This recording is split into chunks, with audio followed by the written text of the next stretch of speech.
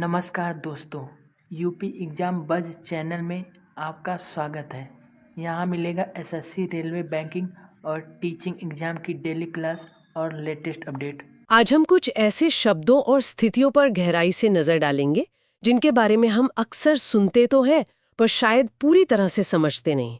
जैसे dyslexia, ADHD, autism. हमारे पास कई तरह के स्रोत हैं। शिक्षकों के लिए एकेडमिक गाइड भी है और क्लिनिकल रिसर्च पेपर्स भी। तो आज का मकसद है इन जटिल विषयों को आसान बनाना, इनके बीच के अंतर, समानताएं और लक्षणों को समझना। चलिए इस विषय की परतों को खोलते हैं। बिल्कुल। और शुरू करने से पहले एक सबसे जरूरी बात जो हमारे सभी स्रोतों में बार बार सामने आती है वो ये है कि इन सभी स्थितियों की जड़ न्यूरोलॉजिकल है। न्यूरोलॉजिकल मतलब ये कि ये मस्तिष्क के काम करने के तरीके से जुड़ी हैं, किसी की कोशिश या मेहनत की कमी से नहीं। अच्छा। और इनका बुद्धिमत्ता या आईक्यू से तो कोई लेना देना है ही नहीं। अक्सर इन स्थितियों वाले लोगों का आईक्यू औसत या औसत से ज्यादा होता है। ये सिर्फ जानकारी को प्रोसेस करने का एक अलग तरीका है। ये एक बहुत जरूरी बात है। तो चलिए सीखने से जुड़ी कुछ सबसे आम अक्षमताओं से शुरू करते हैं। जब मैं डिसलेक्सिया के बारे में सोचती हूँ तो मेरे दिमाग में सबसे पहले आता है बच्चों का अक्षरों को उल्टा देखना, जैसे बी को डी समझ लेना। क्या ये सिर्फ इतना ही है? नहीं नहीं, ये एक बहुत ही आम लक्षण है, लेकिन असल कहानी इससे कहीं ज्यादा गहरी और दिलचस्प है। डिसलेक्सिया का मतलब सिर्फ अक्षरों को उल्टा देखना नहीं है। तो फिर क्या है? ये मुख्य रूप से भाषा की ध्वनि आधारित प्रोसेसिंग, जिसे हम फोनोलॉजिकल प्रोसेसिंग कहते हैं, उसकी एक चुनौती है। Phonological processing? हाँ, आसान शब्दों में कहें तो मस्तिष्क के लिए लिखे हुए अक्षरों को उनकी सही ध्वनि से जोड़ना मुश्किल हो जाता है। इसलिए कोई बच्चा कैट को एक्ट पढ़ सकता है या वॉज को सॉ पढ़ सकता है। अच्छा। तो ये दिमाग अक्षरों के क्रम को सही ढंग से प्रोसेस नहीं कर पा रहा है। बिल्कुल। तो ये देखने की नहीं बल्कि भाषा को प्रोसेस करने की समस्या है। ये तो पूरी सोच ही बदल देता है। हाँ, और यहाँ एक हैरान करने वाली बात भी है। कुछ स्टडीज ये भी बताती हैं कि डिसलेक्सिया वाले लोगों में अक्सर 3D विजुअलाइजेशन स्किल्स औसत से कहीं बेहतर होती हैं। 3D विजुअलाइजेशन स्किल्स जैसे? वो चीजों को अपने दिमाग में 3 आयामों में घुमा कर देख सकते हैं। इसी वजह से कई सफल आर्किटेक्ट, इंजीनियर और कलाकार डिसलेक्सिक होते हैं। उनकी ये चुनौती असल में एक छिपी हुई ताकत बन जाती है। अरे वाह, ये तो एक तरह की सुपर पावर जैसी बात हो गई। मतलब एक तरफ जहां एक चुनौती है वहीं दूसरी तरफ एक छिपी हुई ताकत भी है। तो अगर डिसलेक्सिया पढ़ने से जुड़ा है तो लिखने के बारे में क्या? मेरे दिमाग में सबसे पहले खराब हैंडराइटिंग आती है, लेकिन मुझे शक है कि ये मामला इतना सीधा नहीं होगा। आपका शक बिल्कुल सही है। तो डिस्ग्राफिया सिर्फ खराब हैंडराइटिंग नहीं है? बिल्कुल नहीं। डिस्ग्राफिया लिखने की एक व्यापक अक्षमता है। इसमें कई चीजें शामिल हैं। फाइन मोटर स्किल्स में मुश्किल, मतलब पेंसिल ठीक से ना पकड़ पाना, स्पेलिंग में लगातार गलतियां करना और अपने विचारों को कागज पर उतारने में संघर्ष करना। इसके लक्षण बहुत साफ होते हैं, जैसे शब्दों के बीच गलत स्पेसिंग, लिखते समय अजीब तरह से कलाई या शरीर को मोड़ना और यहां तक कि लिखते समय हाथ में दर्द होना भी। एक मिनट, आपने कहा विचारों को कागज पर उतारने में संघर्ष। तो क्या ये सिर्फ शारीरिक काम नहीं है? नहीं, और यही इसका सबसे जरूरी पहलू है। ये दिमाग की वर्किंग मेमोरी से जुड़ी समस्या है। Working memory? हाँ, दिमाग को अक्षरों के आकार और उन्हें बनाने के लिए जो मोटर मूवमेंट्स चाहिए, उन्हें याद रखने और उन्हें स्वचालित रूप से करने में मुश्किल होती है। अच्छा। और दिलचस्प बात यह है कि ये सिर्फ हाथ की समस्या नहीं है। स्रोत बताते हैं कि अगर कोई बच्चा जिसकी हैंडराइटिंग खराब है, उसे टाइप करने के लिए कहा जाए तो भी वो स्पेलिंग और वाक्यों को बनाने में संघर्ष कर सकता है। ओह, तो ये दिखाता है कि समस्या उंगलियों में नहीं बल्कि भाषा को प्रोसेस करने वाले दिमाग के हिस्से में है। तो इसका मतलब ये है कि बच्चा ये भूल जाता है कि क कैसे बनाना है, भले ही उसने उसे हजारों बार लिखा हो। बिल्कुल। हर बार उस अक्षर को बनाना उनके लिए एक नया, एक सचेत प्रयास होता है, जबकि हमारे लिए ये ऑटोमेटिक हो चुका है। यही डिस्ग्राफिया का असली संघर्ष है। समझ गई। तो हमने पढ़ने और लिखने की बात की, अब गणित। मैंने डिसकैल्कुलिया के लिए मैथ्स डिसलेक्सिया शब्द सुना है। क्या ये इसे समझने का सही तरीका है? ये एक शुरुआत तो है, लेकिन थोड़ा भ्रामक हो सकता है। ये गणित और नंबरों को समझने में एक खास तरह की कठिनाई है। इसमें नंबर सेंस की कमी होती है। Number sense? हाँ, नंबर सेंस का मतलब है मात्रा को सहज रूप से समझना। जैसे हम 5 चीजों के समूह को देखकर तुरंत समझ जाते हैं कि वो 3 से ज्यादा हैं। हाँ। डिस्कैल्कुलिया वाले व्यक्ति के लिए ये मुश्किल हो सकता है। उन्हें गणित के तथ्य जैसे 2 जमा 2 4 होते हैं, ये याद रखने में मुश्किल होती है। वे 13 को 31 समझ सकते हैं या प्लस और गुणा के निशान में कंफ्यूज हो सकते हैं। तो ये सिर्फ स्कूल के गणित के सवालों तक सीमित नहीं है। बिल्कुल नहीं। ये वयस्क होने पर भी बना रह सकता है और रोजमर्रा के कामों में मुश्किल पैदा कर सकता है। जैसे पैसों का हिसाब रखने, समय देखने या किसी रेसिपी में सामग्री की मात्रा को समझने में भी दिक्कत आ सकती है। ये जीवन की गुणवत्ता पर बहुत गहरा असर डाल सकता है। तो हमने देखा है कि दिमाग कैसे शब्दों और नंबरों को प्रोसेस करने में संघर्ष कर सकता है, लेकिन क्या होता है जब यही संघर्ष शरीर को निर्देश देने में हो? जब दिमाग तो जानता है कि क्या करना है, पर शरीर तक वो सिग्नल ठीक से पहुंच नहीं पाता। यहीं पर शायद डिस्प्रैक्सिया जैसी स्थितियां सामने आती हैं। आपने बिल्कुल सही पकड़ा। डिस्प्रैक्सिया, जिसे अब डेवलपमेंटल कोऑर्डिनेशन डिसऑर्डर या DCD भी कहा जाता है, ठीक यही है। ये एक मोटर प्लानिंग की समस्या है। Motor planning? हाँ, इसमें मांसपेशियों की कोई कमजोरी नहीं होती। दिमाग पूरी तरह स्वस्थ होता है, लेकिन दिमाग से शरीर के अंगों तक किसी काम को करने का जो एक्शन प्लान है, वो गड़बड़ा जाता है। तो ये डिस्ग्राफिया से कैसे अलग है? क्योंकि वहां भी तो मोटर स्किल्स की बात हो रही थी। ये एक बहुत ही अच्छा सवाल है। डिस्ग्राफिया खास तौर पर लिखने के काम तक सीमित है। ओके। जबकि डिस्प्रैक्सिया एक बहुत व्यापक समस्या है। ये पूरे शरीर के समन्वय को प्रभावित करती है, जैसे शर्ट के बटन लगाना, जूते के फीते बांधना, चम्मच कांटे का सही इस्तेमाल करना, दौड़ना या हवा में आती हुई गेंद को पकड़ना। अच्छा। इन सभी कामों के लिए दिमाग को एक क्रम में कई निर्देश देने होते हैं। असल में ये शरीर की प्लानिंग की समस्या है। दिमाग को पता है कि गेंद पकड़नी है, पर उस तक पहुंचने, हाथ खोलने और सही समय पर बंद करने का जो पूरा एक्शन प्लान है, वो गड़बड़ा जाता है। और ये आम है? हाँ, काफी आम है। इसका प्रसार लगभग 5-6% है, यानी हर क्लास में कम से कम एक बच्चा इससे प्रभावित हो सकता है। अब उन 2 स्थितियों पर आते हैं जिनके बारे में शायद सबसे ज्यादा बात होती है और सबसे ज्यादा कंफ्यूजन भी होता है। ADHD और ऑटिज्म स्पेक्ट्रम डिसऑर्डर। इन्हें अक्सर एक साथ लिया जाता है।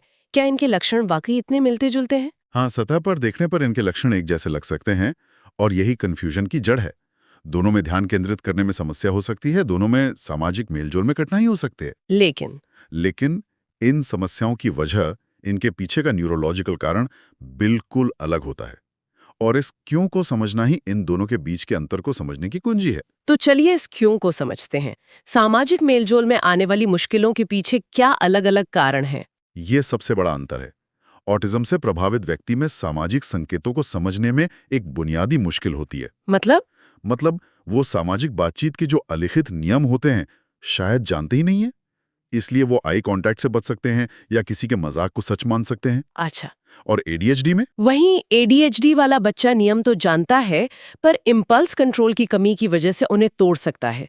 जैसे दूसरों की बात काट देना क्योंकि वो अपनी बारी का इंतजार नहीं कर पा रहा है, या बहुत ज्यादा बोलना। और ये बहुत ही साफ तरीके से समझाया गया अंतर है। एक में सॉफ्टवेयर की कमी है तो दूसरे में ब्रेक लगाने की। बिल्कुल। और हमारे स्रोतों में रूटीन को लेकर भी एक बड़े अंतर का जिक्र है। हाँ, ये दूसरा बड़ा अंतर है। ऑटिज्म में व्यक्ति को एक जैसा रूटीन, एक रूपता और दोहराव बहुत पसंद होता है। रूटीन में छोटा सा बदलाव भी उन्हें बहुत परेशान कर सकता है। ये उन्हें एक अनिश्चित दुनिया में सुरक्षा का एहसास देता है। और ADHD इसका उल्टा है। बिल्कुल उल्टा। ADHD में दिमाग लगातार नई उत्तेजना चाहता है, इसलिए अक्सर एक ही काम बार बार करने से उन्हें बोरियत होती है और वो हमेशा कुछ नया और रोमांचक करना चाहते हैं। एक को स्थिरता चाहिए, दूसरे को नवीनता। ये बिल्कुल विपरीत है। तो क्या ये मुमकिन है कि किसी एक ही व्यक्ति में ये दोनों विपरीत चीजें एक साथ मौजूद हों? क्या किसी को ADHD और ऑटिज्म दोनों हो सकते हैं? बिल्कुल, और ये बहुत आम है, जिसे हम कोमॉर्बिडिटी कहते हैं। स्रोत बताते हैं कि ऑटिज्म वाले लगभग 70% बच्चों में कम से कम एक और मानसिक स्वास्थ्य स्थिति होती है और इनमें ADHD सबसे आम है। 70%? ये तो बहुत ज्यादा है। हाँ, इसी वजह से इनकी पहचान करना इतना मुश्किल हो जाता है। इसके लिए एक व्यापक और मल्टीडिसिप्लिनरी अप्रोच की जरूरत होती है, जिसमें डॉक्टर, मनोवैज्ञानिक और शिक्षक सभी मिलकर काम करते हैं। और हमारे स्रोतों में एक बहुत जरूरी बात ये भी कही गई है कि लड़कियों में इसका निदान अक्सर छूट जाता है। ऐसा क्यों है? ये एक बहुत बड़ी और गंभीर समस्या है। ऐसा इसलिए होता है क्योंकि लड़कियां अक्सर मास्किंग करती हैं। मास्किंग मतलब? वे सामाजिक रूप से घुलने मिलने के लिए दूसरों के व्यवहार की नकल करती हैं, जबरदस्ती आई कांटेक्ट बनाती हैं और अपनी अंदरूनी परेशानियों और बेचैनी को छिपा लेती हैं। बाहर से वे बिल्कुल नॉर्मल दिख सकती हैं, लेकिन अंदर ही अंदर वे बहुत ज्यादा मानसिक ऊर्जा खर्च कर रही होती हैं। और ऐसा क्यों होता है? क्योंकि हमारे डायग्नोस्टिक क्राइटेरिया ऐतिहासिक रूप से लड़कों पर हुए अध्ययन पर आधारित हैं। इसलिए लड़कियों के इन सूक्ष्म लक्षणों को हम अक्सर नजरअंदाज कर देते हैं। ठीक है, तो हमने अब तक देखा कि दिमाग बाहरी दुनिया को कैसे प्रोसेस करता है, शब्द, संख्याएं, सामाजिक संकेत। लेकिन हमारे अंदर की दुनिया का क्या? हमारा मूड, हमारी आत्मधारणा। मुझे लगता है कि डिस्टीमिया जैसी स्थिति इसी से जुड़ी है। ये सिर्फ उदास महसूस करने से कुछ ज्यादा है ना? सही कहा। डिस्टीमिया, जिसे अब परसिस्टेंट डिप्रेसिव डिसऑर्डर या पीडीडी कहा जाता है, डिप्रेशन का एक पुराना और लंबे समय तक चलने वाला रूप है। पुराना और लंबे समय तक? हाँ, इसके लक्षण मेजर डिप्रेशन जितने गंभीर नहीं होते, लेकिन ये सालों तक बने रहते हैं। वयस्कों में कम से कम 2 साल और बच्चों या किशोरों में कम से कम 1 साल तक। इसे आप लगातार बने रहने वाले एक हल्के भूरे बादल की तरह समझ सकते हैं। सालों तक? तो क्या इसका मतलब है कि किसी को पता ही ना चले कि कुछ गलत है? बिल्कुल। चूंकि ये इतना स्थायी होता है, कई बार किशोरों को ये एहसास ही नहीं होता कि उनका मूड सामान्य नहीं है। वे इसे अपनी पर्सनालिटी का हिस्सा मान लेते हैं। मैं तो ऐसा ही हूं, थोड़ा उदास रहने वाला। और इसके लक्षण क्या होते हैं? लक्षणों में कम ऊर्जा, कम आत्मसम्मान और भविष्य को लेकर निराशा की भावनाएं शामिल हो सकती हैं। स्रोत इसे गेटवे डिसऑर्डर भी कहते हैं, क्योंकि ये आगे चलकर मेजर डिप्रेशन का खतरा बढ़ा सकता है और ये अक्सर सीखने की अक्षमताओं और एडीएचडी वाले बच्चों में साथ-साथ पाया जाता है। हमारे स्रोतों में डिस्मॉर्फिया शब्द का भी जिक्र है, खास तौर पर बॉडी डिस्मॉर्फिक डिसऑर्डर। इतने सारे डिस वाले शब्दों के बीच ये इस पूरी तस्वीर में कहाँ फिट होता है? ये एक बहुत जरूरी सवाल है, क्योंकि ये एक बहुत ही अलग स्थिति है। बॉडी डिस्मॉर्फिक डिसऑर्डर या बीडीडी एक मानसिक स्वास्थ्य स्थिति है। इसमें व्यक्ति अपने शरीर की किसी छोटी या यहां तक कि काल्पनिक कमी को लेकर बहुत ज्यादा चिंतित और जुनूनी हो जाता है। जुनूनी? हाँ, वे घंटों तक उस कथित कमी के बारे में सोचते हैं, बार बार आईने में देखते हैं और लोगों से मिलना जुलना बंद कर देते हैं। ये सीखने की अक्षमता नहीं है, बल्कि ये ऑब्सेसिव कंपल्सिव डिसऑर्डर यानी ओसीडी के स्पेक्ट्रम में आता है। तो फिर इसका डिसलेक्सिया या डिस्प्रेक्सिया से कोई संबंध नहीं है? सिवाय नाम में डिस शब्द के इस्तेमाल के कोई संबंध नहीं है। ये डिस शब्द ग्रीक भाषा से आया है, जिसका मतलब होता है खराब, कठिन या असामान्य। अच्छा। तो डिसलेक्सिया का मतलब है पढ़ने में कठिनाई और डिस्मॉर्फिया का मतलब है असामान्य रूप। इन दोनों के बीच के अंतर को समझना बहुत जरूरी है, ताकि हम इन स्थितियों को एक साथ न मिला दें। तो इन सब का क्या मतलब है? इस पूरी चर्चा को समेटें तो ऐसा लगता है कि सबसे बड़ी बात यह है कि ये लेबल डिसलेक्सिया, एडीएचडी, ऑटिज्म, ये किसी की बुद्धिमत्ता, चरित्र या आलस का पैमाना नहीं है। बिल्कुल नहीं। ये बस मस्तिष्क के काम करने के न्यूरोलॉजिकल अंतर को दर्शाते हैं। निश्चित रूप से ये सिर्फ अंतर हैं, कमियां नहीं। चाहे वो जानकारी को प्रोसेस करने का तरीका हो, शरीर का समन्वय हो या मूड को नियंत्रित करना हो, ये सभी न्यूरो डाइवर्सिटी का हिस्सा हैं। Neuro diversity? हाँ, यानी इंसानी दिमाग के स्वाभाविक रूप से अलग-अलग होने का प्रमाण। और इन अंतरों को समझना ही सही समर्थन देने की पहली सीढ़ी है, चाहे क्लासरूम में हो, दफ्तर में हो या जीवन में हो। और स्रोत इस बात पर जोर देते हैं कि ये लेबल लगाने के बारे में नहीं है, बल्कि ये समझने के बारे में है कि किसी व्यक्ति को सफल होने के लिए किस तरह की मदद की जरूरत है। बिल्कुल, सही रणनीतियों और मदद से, जैसे कि क्लासरूम में अतिरिक्त समय देना, ऑडियो बुक्स का इस्तेमाल करना या थेरेपी के जरिए कोपिंग स्किल्स सीखना। इन स्थितियों वाले व्यक्ति न केवल सफल हो सकते हैं, बल्कि अक्सर अपने अनूठे दृष्टिकोण की वजह से असाधारण सफलता हासिल करते हैं। हमारा काम उन बाधाओं को दूर करना है जो समाज ने खड़ी की हैं, न कि व्यक्ति को बदलने की कोशिश करना। आज के इस पूरी बातचीत के बाद एक सवाल मेरे दिमाग में घूम रहा है। स्रोत बताते हैं कि इनमें से कई स्थितियों का निदान या तो हो नहीं पाता या गलत हो जाता है, खासकर लड़कियों में जो अपने लक्षणों को बेहतर ढंग से छिपा सकती हैं। हाँ, ये एक गंभीर मुद्दा है। तो ये हमें सोचने पर मजबूर करता है। इन स्थितियों के बारे में हमारी समझ कितनी बदल जाएगी अगर हम इन्हें उस नज़रिए से देखना शुरू करें जो केवल लड़कों पर हुए अध्ययन पर आधारित ना हो। हमें कौन सी छिपी हुई ताकतें या अलग तरह की चुनौतियां देखने को मिल सकती हैं। यहाँ कुछ क्वेश्चंस दिया गया है, आप इसको जरूर सॉल्व करें।